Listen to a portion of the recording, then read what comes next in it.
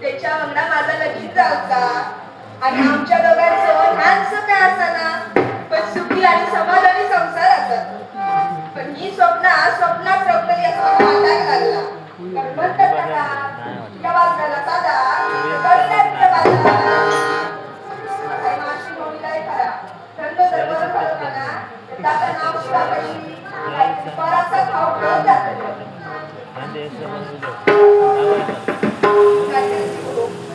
वैदेही आणि प्रेरणा त्यांच्याकडनं आमच्या संपूर्ण मंडळासाठी 200 रुपयाचा होमवर्कचा पारितोषिक केला. तर त्यांची माहिती देवी सातेरी महिला दशावतार नाट्य मंडळाच्या वतीने आभार व्यक्त करता येतात.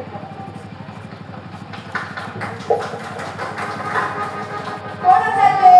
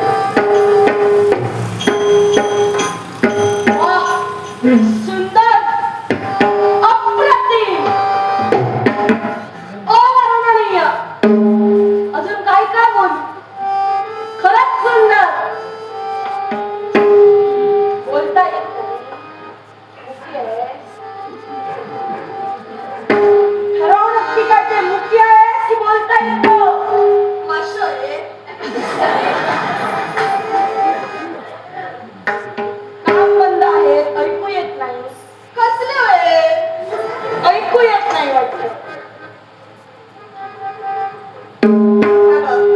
माझ्याकडे बांगड्या, पापलेटा, सुरमया, टाकल्या,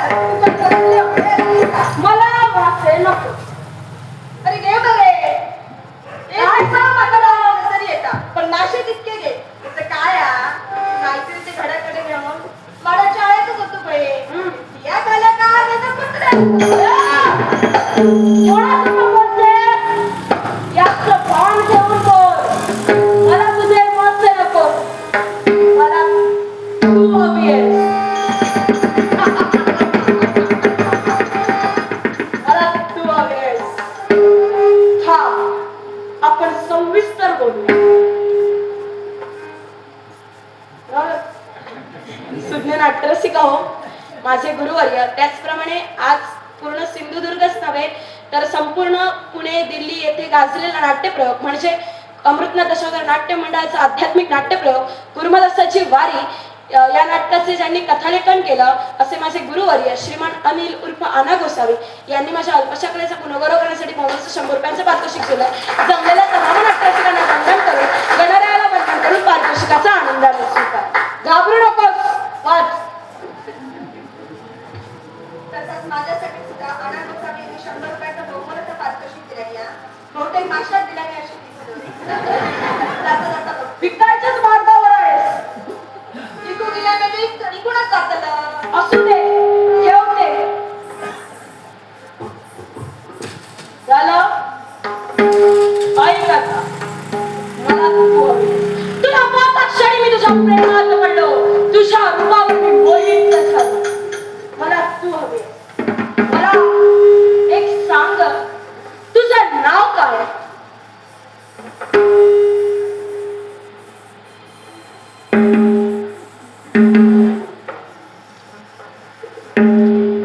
पण माझं नाव कुठं घेतो वया? ओळखी पटवून घेण्यासाठी नाव विचारलं तेवढाच सांग. माझं नाव, होय होय तुझंच नाव. माझं नाव होय तुझंच नाव. सुसला. काय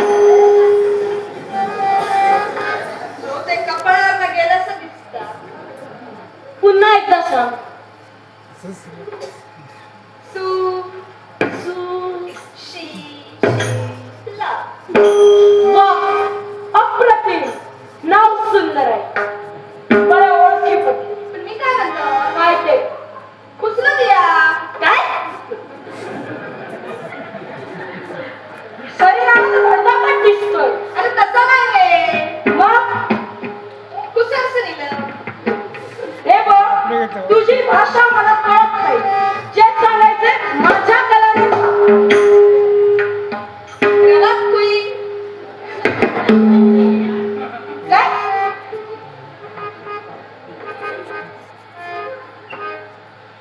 नाही समजा. अजिबात कळलं नाही. आणि परत समजावून सांगू येत का? म्हणून सांगतो माझ्या कलाने बोल. सांग.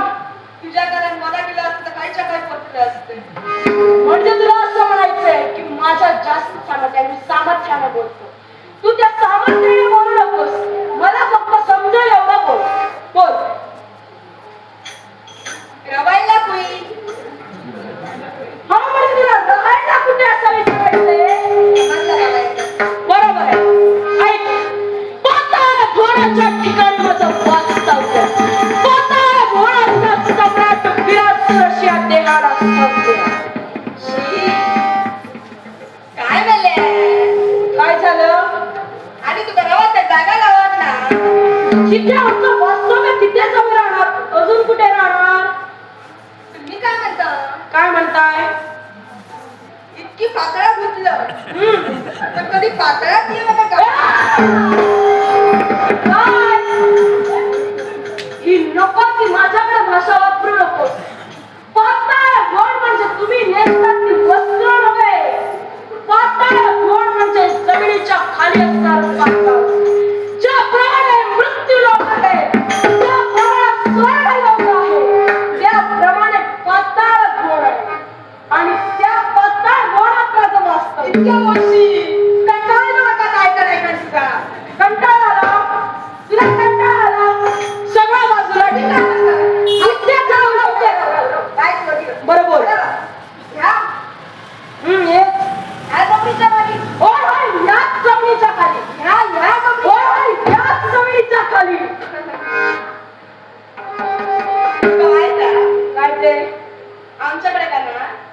काय काय जमिनीच्या खायला काय उंदीर आणि उशिवार पण. अरे